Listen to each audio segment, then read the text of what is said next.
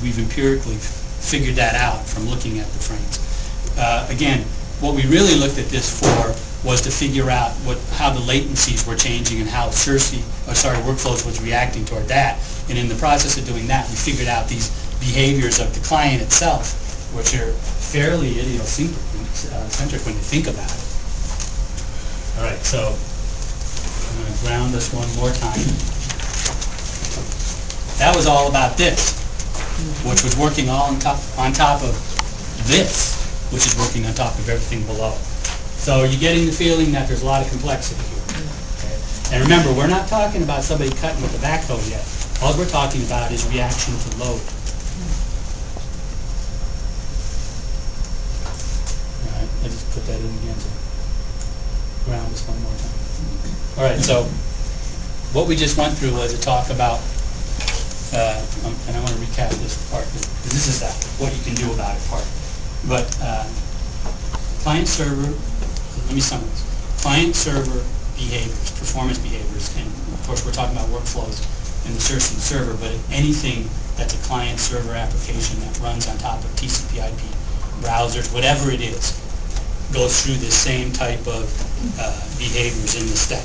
So client-server applications in a TCP/IP environment are really heavily dependent on how long it takes packets to get from A to B. It's dependent on how the stack handles it. The TCP/IP stacks on both machines make decisions about what's going on between them based on load or catastrophic failure, right? But load, and will make decisions about what they think has happened. I need to retransmit or not. And then on top of that, the client servers are making decisions based on what they think is happening in the TCP/IP stack, right? So just because you come in and your workflow, if your workflows disappears off the screen, you may call that a catastrophic failure. And in effect, if that's what you're using for your job, I'd say that is pretty catastrophic. But that doesn't necessarily mean that somebody cut the wire. It just means there's something happening on the path, usually congestion related, which directly maps onto latencies, that's affecting how it's working. Doesn't mean it isn't cut, that's still on the table, but more than likely it's something that's changing in the network. Now I want to emphasize this, changing in what network? All the networks. Your local network, your most local provider network, any providers between that network and the public internet, any local providers between the public internet and the Testi machine. They're reacting to changes in that entire path, at packet by packet level. So you should be asking yourself, as I said earlier, how does this work in the first place? It does work, but I wanted to point out it's a complex model. Right now, how do you save yourself in such an environment?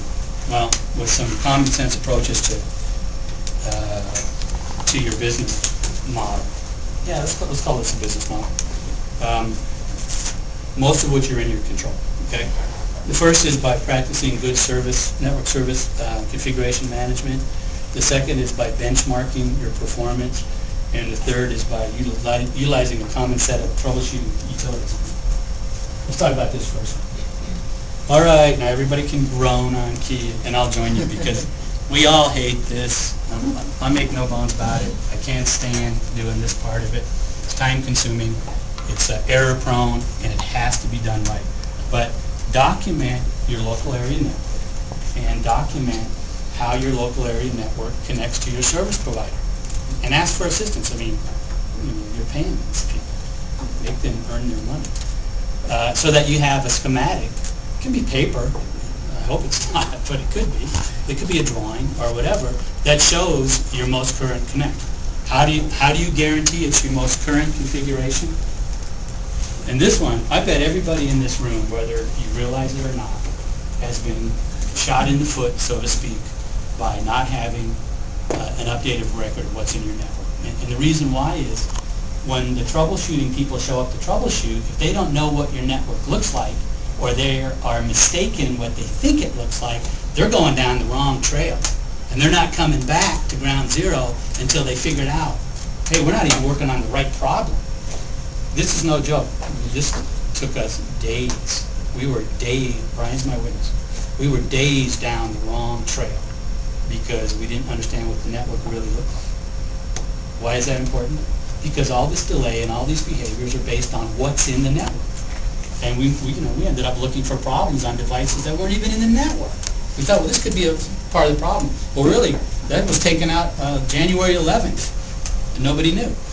So the way you have an accurate set of documentation is you have to practice change control.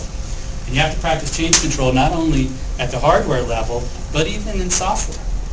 You know, if you added some new and whiz-bang application, an approved whiz-bang application on Friday night before you went home, and Monday morning you come in and things just aren't working right at your workstation, the first thing you would be thinking about is, what happened? Well, probably the most likely thing that happened is your new whiz-bang approved application is doing something. So just don't draw the picture that shows, here's a router, here's the wire, here's the switch, here's the DMARC, and you're good. Keep track of what's going on your workstations because it has bearing on it. All right, so what do you mean by benchmark? And remember, this doesn't have to become yet one more job for you, right? These are things that you don't need to be spending 2 hours a day on. But it's really important to establish what you think normal operation is, normal response time. Remember I said earlier, you intuitively know that if it's slow, you might not know in terms of seconds, but you know that something's off. Know by seconds. Actually spend some time, do a task when you think that the network is responding well, and just look at your wristwatch and figure out how many seconds it took for that task to complete. Something that you do a lot, right? Task that you do a lot.